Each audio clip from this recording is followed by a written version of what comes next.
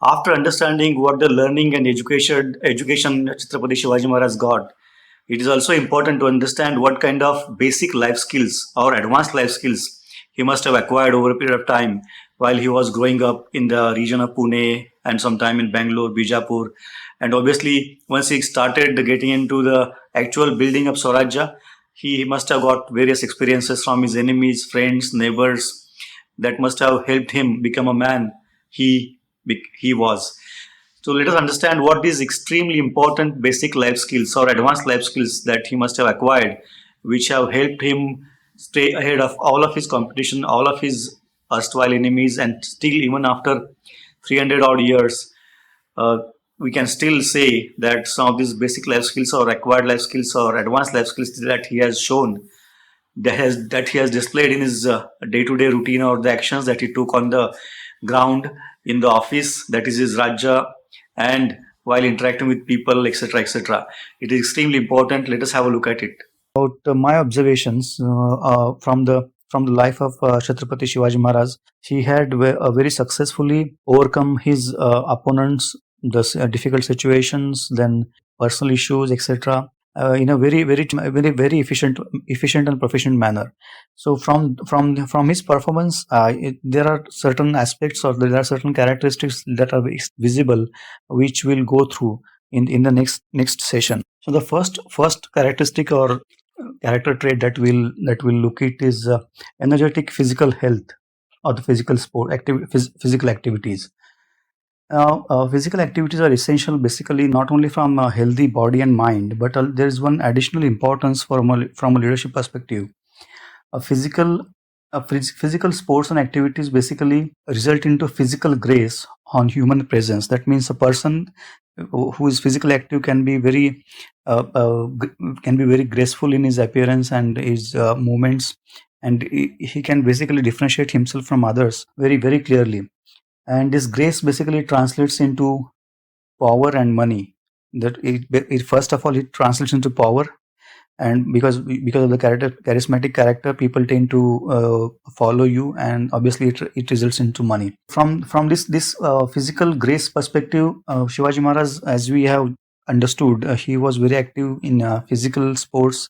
He was proficient in archery and horse riding, including trekking, because of the very peculiar nature of the region that he was trying to capture. A lot of horse riding and trekking was part and parcel of the daily routine. Escaliate, who was a historian, famous historian, he has written about Shivaji Maharaj in his documents. He said Maharaj was of medium stature and of excellent proportions. He was active in exercise, possessed quick and piercing eyes. He was whiter than any of his people. He seemed to smile whenever he spoke. These are written by Escalate. What basically it means is he was extremely confident while interacting with people, because unless you are confident about yourself, your eyes cannot sparkle and you cannot exude that confidence and exuberance while speaking with other people. Then there is one more reference by Mr. Thevenot. He said Shivaji Maharaj usually takes one meal a day and is quite healthy. He's small in stature and tawny in complexion. Tawny is basically brownish orange. His eyes are very sharp and fiery, showing a great deal of intelligence. Now, Mr. Escalate as well as Mr. Thevenot have said that Shivaji Maharaj was of medium stature. So I think because of the excellent physical proportions and commanding presence, he must have portrayed or exuded that exuberance and confidence. Physical activities also help us in handling pain and handling emergencies. It also helps us in working as a team. Horse riding and ballroom dancing are some of the examples of which basically help in physical grace, help people move with a lot of grace and confidence. Just to add one information, Mr. Escalate has said that Shivaji Maharaj must be weighing around 140 pounds to 160 pounds when he met him in June 1674. That is, when he was 44 years of age. But then there is a famous Portuguese who has written a very good book on Shivaji Maharaj's life, Cosmo de Gada. He says he was not only quick in action but lively in carriage also. That means he used to conduct himself very well. And for with a clear and fair face, nature had given him the greatest perfections. Especially the dark big eyes were so lively that they seemed to dart rays of fire. There was added a quick, clear, and acute intelligence. So this is the description that is given by Mr. Guarda. Then, possessing a black beard and mustache, long hair at side, a flowered chinned toga with white background, a purple silk scarf rich in gold embroidery thrown across the left shoulder, a beautifully worked sash, a pajama, and a stylish pair of embroidered shoes used to make the personality of Shivaji Maharaj very attractive. The gold pagri or turban with a jeweled agate, black plum, and white pearls is peculiar for Shivaji. He is holding a very long, straight sword, well known as Bhavani, in his left hand, and a patta or a rapier in his right hand. On the left side, a dagger is sticking out from his waist. We can easily mark out sharp eyes, a long aquiline nose, a neat and trimly cut beard and moustache covering his upper lip. His face is fair, firm, and awe-inspiring. Bernier's Travels portrait from British Museum and armies of fragments depict the exact same image of Chhatrapati Shivaji Maharaj. So this basically can help us imagine the persona of Shivaji Maharaj. Related to the subject that we're discussing about physical exercise and physical sports, we can very clearly see that his fitness, mental as well as physical, was exemplary. He was being able to take extreme strain physically while traveling from Agra to Rajgarh. Agra to Rajgarh is a very good example of his stamina and physical shape. Fighting at the foothills of Vishalgarh for 6 to 7 hours after breaking the siege of Panara, Siddhi Johar's siege of Panara, is also one more example of his physical longevity and vitality. Surat Loot is also one more example. His movements used to be extremely rapid. He just like his own movements, he also used to carry his own troops also at a very fast rate. Before enemies used to take notice of his presence, his half work was already done. Typical high-speed maneuvers against enemies throughout his life is the hallmark of his success. We cannot see any record of illness except after Shivaji Maharaj returned from Agra. Can get references of his illness for some months, and he was taking rest. Other than this particular incidents, we cannot get any information about Shivaji Maharaj not being well, except maybe in the last phase of his life before death. So this also points to a good physical and mental health that Shivaji Maharaj was endowed of. The second point that we will discuss is the arrival of a personal code of standards in behavior, conduct, and morality. Now, from a leadership position perspective, the first aspect was to have a extremely good physical strength, physical shape, mental and physical health. The second point is a personal code of conduct and standards of behavior and understanding of morality, which a person or aspiring leader should never cross. In case of Shivaji Maharaj, religious views were extremely balanced. He was respecting all the religions while taking care of every religion that came to his help and support. Until unless people were against him, or working against him, he never touched anybody and created problems for anybody.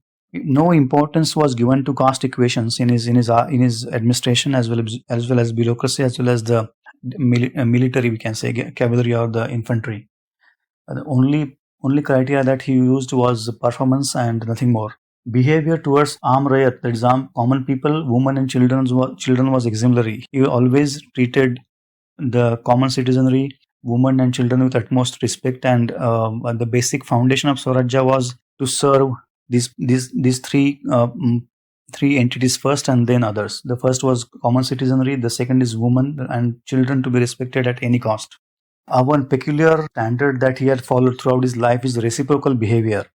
Reciprocal behavior, what it means is the his reactions and actions always used to depend on the reactions and actions from the other side. If the person is friendly and is ready to help and is asking for help, then Shivaji Maharaj used to go to any length to support him, help him, and be a friend with him.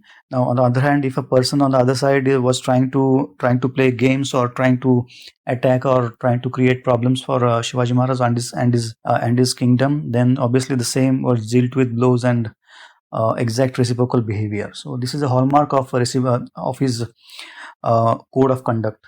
Simplicity also was one of the most important aspects of his life. Though being born in a rich family of Shahaji Raze, he was a son of a Sardar. He was a son of a prominent Sardar in Adil Shahi. That means money was not a never a issue for him. At the same time, his living standards, not exactly living standards, his life was very simple. This can be understood from two examples. British and the foreigners have written that while Shivaji Maharaj went to Surat for loot, he can be seen sitting under a tree writing something. So that means he was not carrying heavy luggage and carriage like Mughals used to carry with all the families and tents and all those paraphernalia. The second aspect can be given is in the southern conquest when Shivaji Maharaj went to Karnataka. Then also he had only two tents. One was for him, the other one was for his counselors. So the movements were very quick. There was no luggage or baggage to defend. It was extremely simple way of life for him. There were no vices. There is no drinking. There is no adultery. There is nothing. So he was basically a king who was living a very saintly life. Epicurean ways of life is he had no Epicurean gastronomical. Basically, he was not indulging into physical passions. Since we have already seen that Mr. Thevenot has mentioned that he used to usually takes one meal a day, and that too was not very lavish. Code of standard or the code of conduct can be understood from one more example. On any expeditions, very clear-cut instructions were given to the forces that there will be no families with the expedition. There will be no dancing girls and children in the expeditions. So all those discomforts and safety problems that used to arise because of the families and because of carrying families and their protection was avoided by not allowing them to join in the expeditions in the first place. Bodily pleasures, he has a very real high moral standards in terms of bodily pleasures and narcotics. On the other hand, the Mughals and Mohammedan kings and princes, it is all the stories of narcotics and indulgence in bodily pleasures is very visible. Whereas Shivaji Maharaj was away from narcotics, and there were no bodily pleasures related to women involved in any incidences.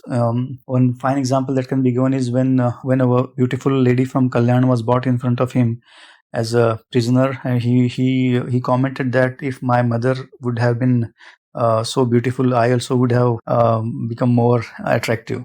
So basically, the way of looking at even prisoner was just like his mother. So Parasri Mata Saman is the maxim. Every woman other than wife is like a mother, and Shivaji Maharaj was practicing this throughout his whole life. Religious devotion and visits to religious places also was a very critical and important aspect of Shivaji Maharaj's life. He used to attend religious lectures and speeches by Tukaram while returning from Agra to Rajgarh. Even after being under intense pressure and because of the Mughals following him, he had visited Jagannath Puri temple and then Gokund Mahabaleshwar before returning to Rajgarh. So this moral base and code of standards and in personal behavior are very visible in a leadership. The third point is good manners and politeness. Good manners and politeness are extremely critical because foundations of future interactions, alliances, and partnerships are all based on the way we behave. And 98% of interactions are non-verbal.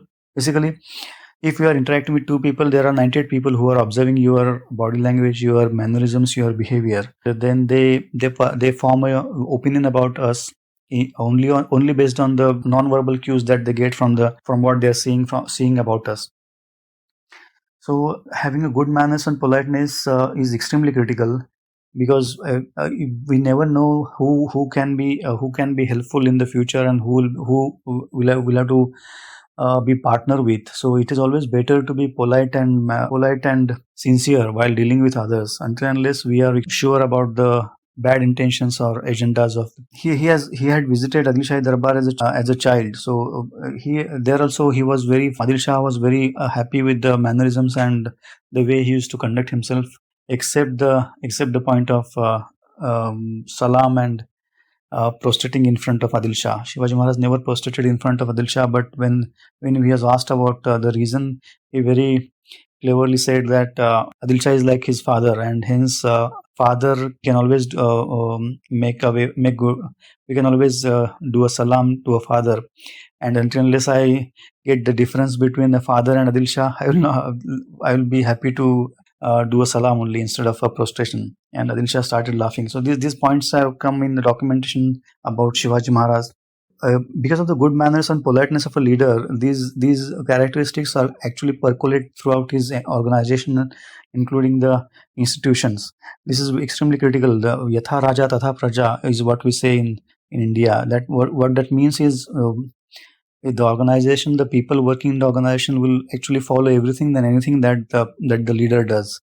If the leader is good mannered and polite, and the same he's trying to drill down into his organization and institute, obviously all the people will follow him. So this was about good manners and politeness. The fourth point that is extremely visible and that is visible throughout his career is habit and caution in reasoning to conclusions. This is basically caution in reasoning to conclusions. Jonathan Scott, who has written History of the Deccan, he has mentioned here that Shivaji was as a soldier unequaled, skilled in the art of government, and a friend to men of virtue and religion. Now, important point. He planned his schemes wisely and executed them with steadiness. He consulted many on every point, but acted according to that advice which, after weighing in his own mind, he thought best applicable to his designs. No one was ever acquainted with his determinations but by the success of their executions. What it means is he used to consult with multiple people on the subject, and he used to form his own opinion after taking into consideration all the pros and cons of the situation and the decisions that are expected to be taken, which helped him a lot in terms of keeping the information safe, as well as making sure that the expedition or the project is not affected by because of the leakage of the information. One more quote, or there's one more vindication of this from Scott Waring. He says, his talent as a soldier places him above the heroes of the East. His schemes comprehended the option of more than one success, nor did the accomplishment of his object discover the extent of its advantages until developed by subsequent acquisitions. That what it means is, until and unless by looking at incidences, people never used to come to know about the actual intentions behind those dots. Basically, once the dots got connected, then people used to come to know about the actual intent of Shivaji Maharaj. His personal activity was astonishing. No route, however, but had been traversed by his indefatigable patience. His troops, led by himself by the nearest and most secret paths, hardly knew the object of their attack until they beheld the enemy they were to defeat, or the city they were to pillage.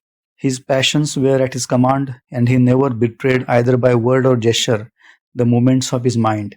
No emergency, however sudden, found him without recourse. No danger, however imminent, appalled a mind accustomed to a greatest trials. It means he was ready for all the trials and tribulations, all the ways and means, all the permutation combinations of the situations, and hence he was not easily surprised or frustrated from the situation that he used to find himself.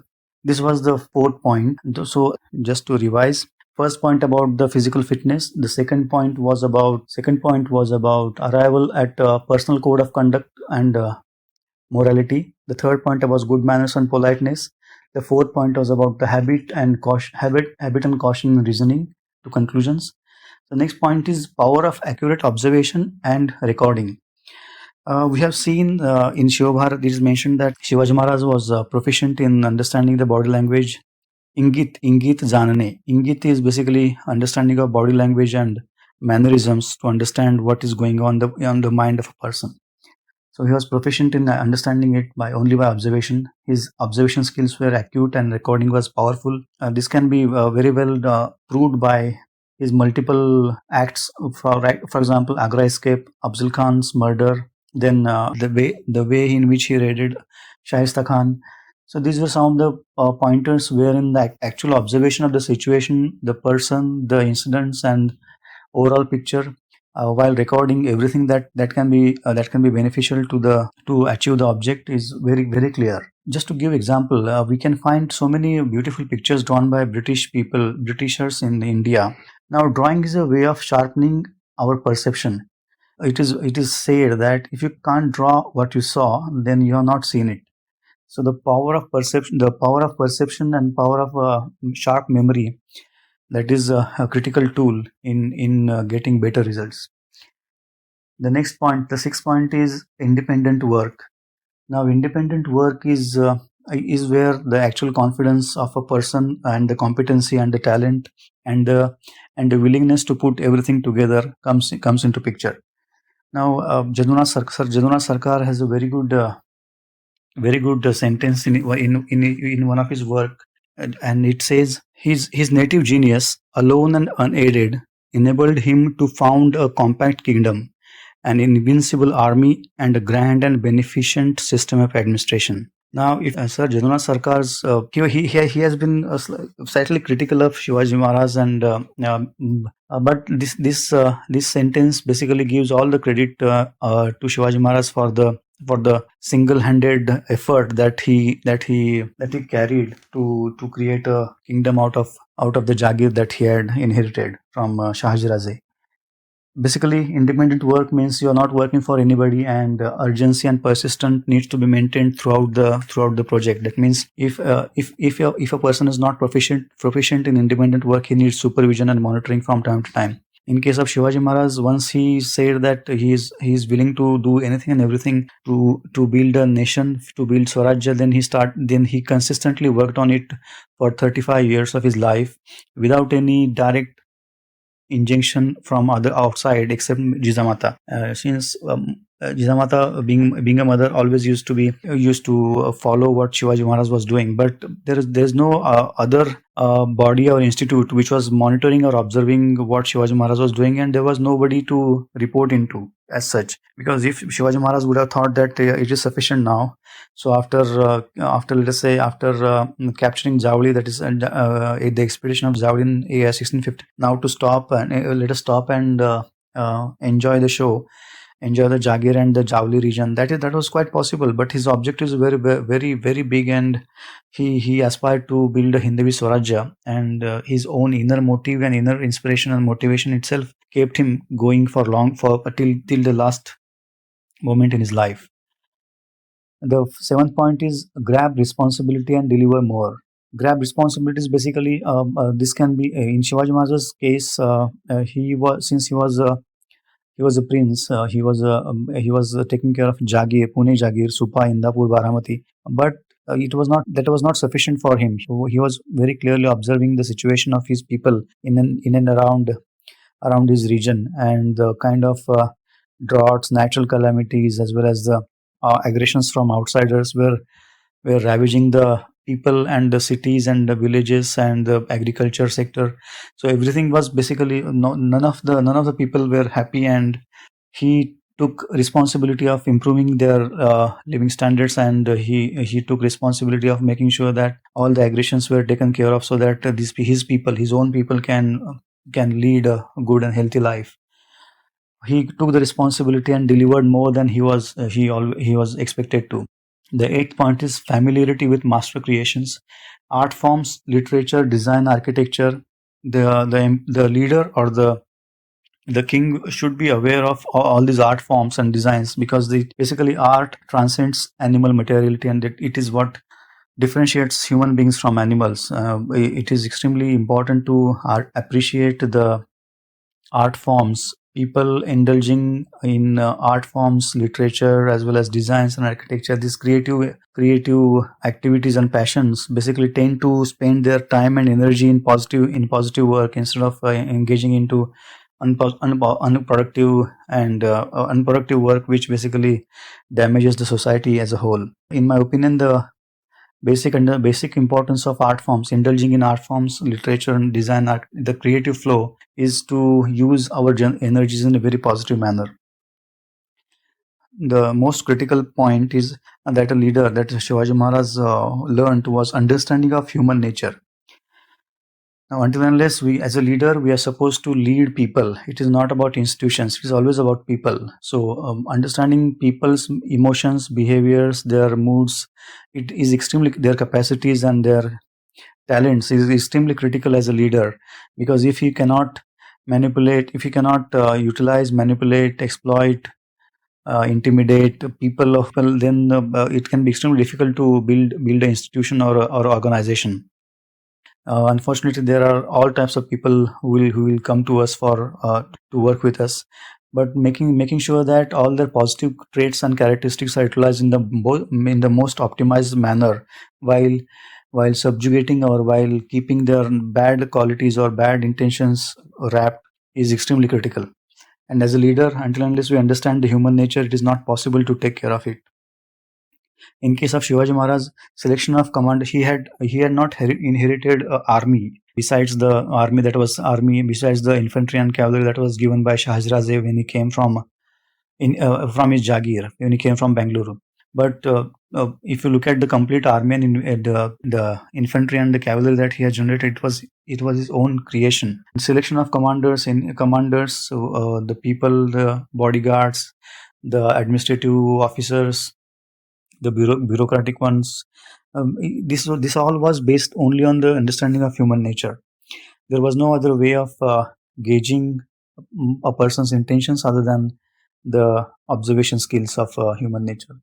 Just to give example, he as an administrative reform, what he did was, if a person came to him to asking for help or asking for job, he never used to get selected unless he was capable enough and somebody from Maharaj's organization stands as a surety for him. So there was referencing also that involved while recruiting people. And until and unless the candidate was able to give references from a person in the existing organization, he was not selected for the work. The biggest benefit of understanding human nature is, once we know the human nature of an individual, it is very easy to rekindle the zeal for rekindle his passions, inspirations and motivations, so that he puts in all his efforts towards the common goal. Overall, if you look at the work of Shivaji Maharaj's life, the biggest achievement has been he was able to rekindle the zeal for religion and national spirit among the Marathas to start with, and then all Indians. He made sure that the example is set in front of them, that they can always stand up to aggressors and invaders and create their own empires and live the life they always want. The next point as a leader is insight into major institutional forms. Shivaji Maharaj was, because of his birth in Shivaji Maharaj's family, in this aspect he was lucky. He got instant access to understanding of major institutional forms in terms of military organizations as well as royal courts and the judiciary, the bureaucracy, the administrative aspect of Jagir. So he was lucky, but getting opportunity to gain insight into these institutions is one thing, and to actually go and study these institutions is other. Shivaji Maharaj very extensively worked in these institutes throughout his life. In the start, he studied all the institutes that were present, including Malik Amber's revenue management and the measurement of land in terms of kathi or the rods, gunthas and chawars, and then the revenue chauthai, the taxation system of Malik Amber was fantastic. Then he replicated the same process with minor changes in his own empire. So this is how the the understanding of institutional forms helped him build the empire. He had, from exposure perspective, he had got exposure to multiple locations, multiple religions, multiple cultures. While he was able to travel to Bijapur when he was a 6-year-old child. Then he got a chance to be in Bengaluru when he was 9 years for the next 3 years. While living in those places in Bijapur, he must have got understanding of the royal courts and the mannerisms in a better manner. The situation, the political situation, the economic situation of the people in and around Bijapur, he must have observed. In the next phase, while he was in Bangalore, he must have observed the Kannadigas and how those Nayaks and people in and around Bangalore were staying and what their lifestyles were. These examples are in the initial phases of his life. Then while traveling to Surat or Agra or any other places, he must have observed multiple things which he tried to incorporate in his own empire. Because of the insights he had into major institutional forms, he was in position to implement or execute some wonderful reforms related to administration, bureaucracy, military, and revenue management, including judiciary. This is a very big subject, but the kind of reforms that he implemented in judiciary, bureaucratic systems, administration, military were fantastic, and we'll have to conduct one more session for those reforms. It is a huge subject. If you look at, and although we are from the subject, if you look at the phases of Swarajya. First 10 years he tried to taste the waters by attacking small forts and small villages, plundering small villages of Mughal Shahi and Adil Shahi. Adil Shahi is to start with, then into Mughals, Junnar, etc. Then for the next 5 to 10 years, he tried getting more ambitious, including conquest of Jauli and then taking forts like Purandar, etc. After getting setbacks in terms of Agra, the last was more ambitious and visible when he coronated himself as a Chhatrapati, and then all the expeditions were very open and visible. Until unless we have the insight of these institutions on which the empire can be built, it can be extremely difficult to pace the innings, as we say, to pace the efforts through over the period of 30 years, which ultimately resulted into creation of a Swarajya.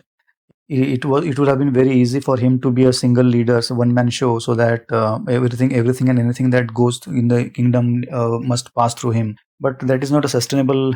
That would have proved to be an unsustainable way of creating Swarajya, because if the person around whom the complete empire is built is not there, or is absent, then the empire starts collapsing. But because of the institutions that he built, he was able to sustain his empires even in his absence. To give example, when he was imprisoned in Agra, his people in Swarajya and with his mother Jizamata took care of everything. Not a single fort or not a single person left Swarajya in those months, and in those months of grave danger. The second example can be in southern expedition when Shivaji Maharaj went in 1678 in Karnataka to win Tanjar and Vellore and all those areas. In that case, it was 18 months expedition, but not a single fort or commander left Swarajya in Pune and in and around region. So the management of the handholding and the delegation of authority and power was one of the biggest reforms that he implemented, which basically resulted into people feeling that they are part of Swarajya and they are responsible for the protection and the development of Swarajya, which ultimately resulted into consistent growth throughout those 30-35 years of his life. The 11th point we are going to discuss is understanding or the skill set of a person to access any workplace or powerful person, any powerful workplace or a person.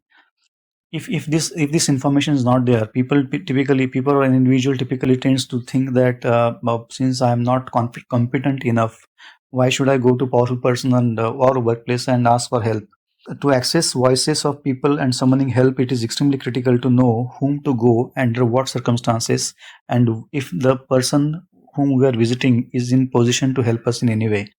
The biggest example can be given will be Mirza Raja Jai Singh. And Shivaji Maharaj always nursed grand ambition of creating a Hindavi Swarajya from Bengal to southern states. The ambitious and audacious plan that he had was, since he observed that Mughals were basically Mughals, 80% of Mughal militia or the army was of Rajput origins. If Rajputs can be united with Marathas under common umbrella towards creating a own empire. He thought it would be easy to topple Mughal empire without fight, and the first step in this direction was to ascertain to check whether Rajputs are open to such idea. He tried testing this with Mirza Raja Jai Singh, who was one of the most influential generals of Mughal Shahi. So the point here is the theory of access to any powerful workplace or person is having daring and the rational and the logic to visit a person who is in position to help us either in terms of guidance or in terms of participation so that our objectives and agendas can be made. There is one more point that can be discussed here is though the next two examples are there are multiple. Obviously, the incidents in Shivaji Maharaj's life have multiple stories and multiple opinions. But when Shaista Khan was raided in Pune, one document says that immediately after Shaista Khan met Jaswant Singh, after losing his fingers, he commented that, "Oh Raje, I thought you were dead. So, and since you are dead, then only Shivaji could reach me." In the same reference, when Shivaji Maharaj was insulted in Agra in the royal court, Shivaji Maharaj came out of the court and said to Ram Singh that Jaswant Singh, who had requested me not to disturb him in Pune, he's standing in the line ahead of me. What it basically means is Jaswant Singh, who was seeking my help or who was seeking my protection, or who was seeking my assistance not put himself in danger is getting more prominence and importance in the royal court. Point behind sharing this Shaista Khan Jaswant Singh story is there is an opinion that Shivaji Maharaj must have met Jaswant Singh, if not in person, they must have discussed about this particular plan of raiding Shaista Khan. And because of this understanding, Jaswant Singh, though it is mentioned that Jaswant Singh was staying in the house which was exactly opposite Shaista Khan's house, only divided by a road. After such a commotion, and Jaswant Singh was having 10,000 troops with him, it would have been very easy for him to take control of the situation immediately. But these are gray areas, and there are no enough references to reach to a conclusion on these. So coming back to theory of access, so basically theory of access is if my objective is to raid Shaista Khan, the best part can be to take care of his biggest supporter Jaswant Singh by meeting him or by telling him that we should not be getting in the quarrel. My objective is different, and you just need to help me by staying quiet. Just a thought process. This is a possibility. Theory of access. This biggest example of theory of access can be escape from Agra.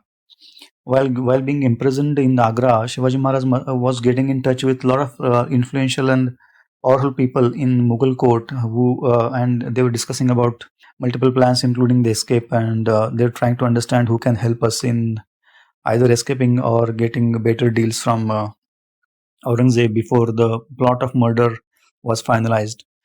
So this kind of thoughts, this kind of information can only be gleaned if you are aware of getting information from powerful people and not being afraid of going and asking their help and getting in touch with them. The next critical point is a strong experience of active literacies. As a leader, your message needs to reach a lot of people at the same time.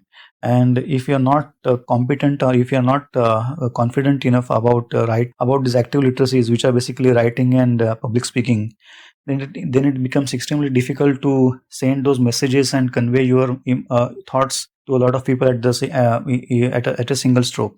Active literacies, the active literacies we are referring to here are writing well and speaking well. Now, writing and speaking in this reference is not only for the sake of writing or speaking, but it is for understanding people's reactions. It is for subverting their mindsets. It is for changing their perceptions, and it is for making sure that people start following us either by reading our writing or by listening to what we speak.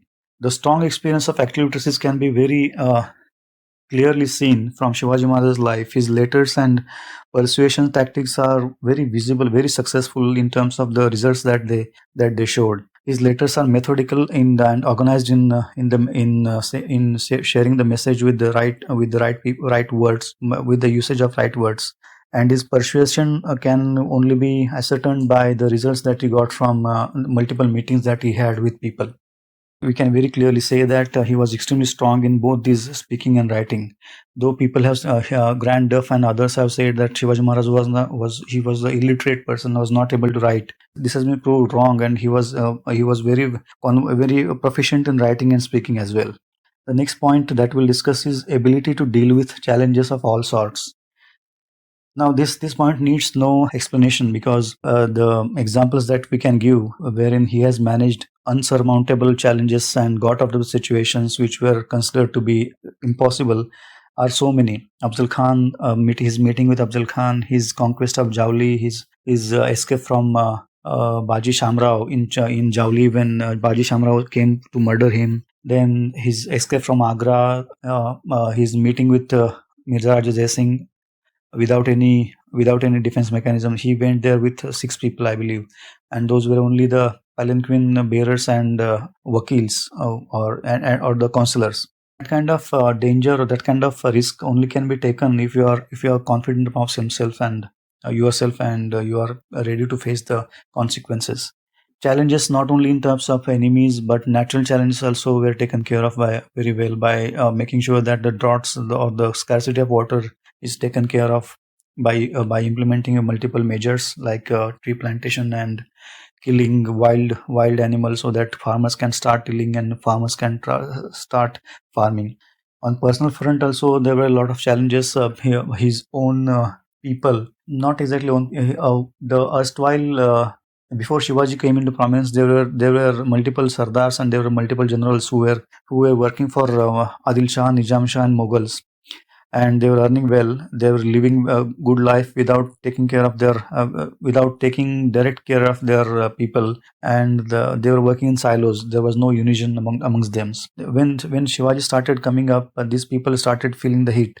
In the start, they were not supportive of Shivaji Maharaj, but after the Swarajya reached certain stage, they started supporting Shivaji Maharaj. The reforms that Shivaji Maharaj started implementing and executing, those were hurtful to these these generals who were used to autonomy and who were used to not reporting it to anybody other than the Mughal and Adil Shah and Nizam Shah.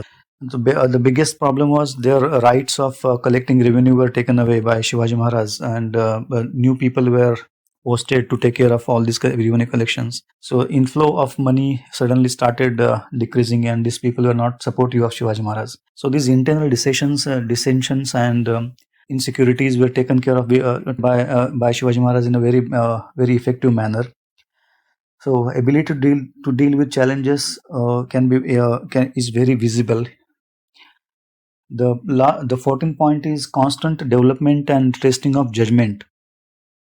Now this point has always helped him, Shivaji Maharaj, in developing his personality, in developing people around him, and gathering like-minded people around him, so that the ambitious and arduous dream of Swarajya can be fulfilled and can be brought into reality. The people that he has selected by judging people's characters and their strengths and their talents and their weaknesses was exemplary. The selection of Heroes Indulkar for building a Raigad, and there are so many examples wherein the people that he had selected proved to be, they had basically, in today's parlance, they had given more than 100% of their capacity and talent to prove that the selection by Shivaji Maharaj was right. And he kept on working on he kept on not repeating his new things from people and situation and experiences that he got throughout his life.